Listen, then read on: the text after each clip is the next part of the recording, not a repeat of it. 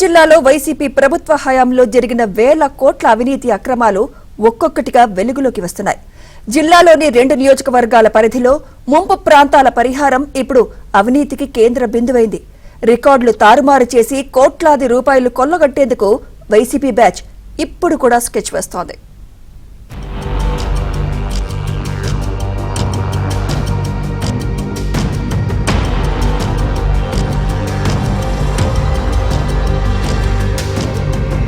నెల్లూరు జిల్లాలోని Somasila project back waters తో కడప జిల్లాలోని రాజంపేట, బద్వేల్ నియోజకవర్గాల పరిధిలోని 4 మండలాల గ్రామాలు ముంపుకు గురవుతున్నాయి. ఈ ముంపు గ్రామాలకు సంబంధించి గత ప్రభుత్వాలు ఏళ్ల తరబడి వేల కోట్ల రూపాయల నష్టపరిహారాన్ని బాధిత రైతులకు అందించాయి. అయితే ముంపు భూములను అడ్డం పెట్టుకుని కొందరు వ్యక్తులు అక్రమ మార్గాల్లో వందల కోట్ల రూపాయలను ఇప్పటికే కొట్టేసినట్లు వెలుగులోకి వచ్చింది. ముఖ్యంగా వైసీపీ ప్రభుత్వ హయాంలో కొందరు నేతలు అక్కడి అధికారులతో కుమ్మక్కై వాళ్లు చెప్పినట్లు ఫైల్స్ మూవ్ చేయించి పరిహారం పొందారు. అక్రమంగా వచ్చిన డబ్బుల్లో 30% అధికారులకు ఇచ్చే విధంగా ఒప్పందం చేసుకున్నారు. ఈ క్రమంలో వందల కోట్ల రూపాయలు కొట్టేసినట్లు తెలుస్తోంది. బద్వేల్, రాజంపేట నియోజకవర్గాల పరిధిలోని 4 మండలాల్లో మరో 1000 కోట్లు కొట్టేసేందుకు వైసీపీ ప్లాన్ చేసింది.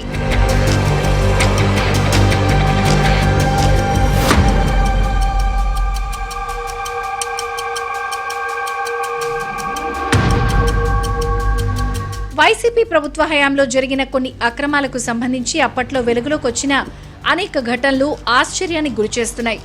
కడప జిల్లా అట్లూరు మండలం వరికుంట్ల గ్రామ రెవెన్యూ పొలంలో 67.30 ఎకరాలకు పరిహారం అడిగారు.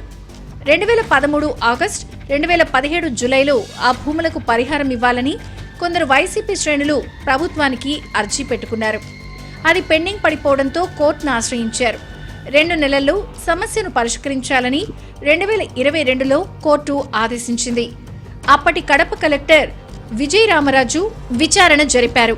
ముంపుకు గురయ్యే భూములు 67 ఎకరాలు కాదని కేవలం 8.35 ఎకరాలు మాత్రమేనని కోర్టుకు నివేదిక ఇచ్చారు.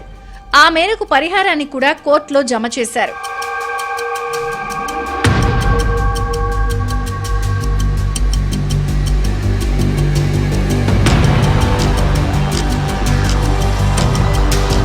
ముంపు పరిధిలోకి రాని 59 ఎకరాలకు సంబంధించిన కరడు కట్టిన వైసీపీ బ్యాచ్ మళ్లీ కోర్టుకెక్కింది. అధికారులు వారికి పరోక్షంగా సహకరించినట్లుగా అనుమానాలు కలుగుతున్నాయి. సంబంధిత అధికారులు ఏ విషయాన్ని కోర్టు దృష్టికి తీసుకెళ్లకుండా కంటెంప్ట్ అయ్యే వరకు కౌంటర్ దాఖలు చేయలేదు. దీంతో ముంపు పరిధిలోకి రాని 59 ఎకరాలకు సైతం ప్రస్తుత కూటమి ప్రభుత్వం 40 కోట్ల వరకు పరిహారం చెల్లించాల్సి ఉంటుంది. ఇదే తరహాలో రాజంపేట, బద్వేల్ నియోజకవర్గాల్లోని 4 మండలాల పరిధిలో ఉన్న ముంపు గ్రామాల్లో గతంలో వచ్చిన ముంపు దరఖాస్తులను క్షుణ్ణంగా పరిశీలించకపోతే సుమారు 1000 కోట్ల రూపాయల ప్రభుత్వ ఖజానాకు చిల్లులు పడే ప్రమాదం ఉందని కడప జిల్లాలో చర్చ సాగుతోంది.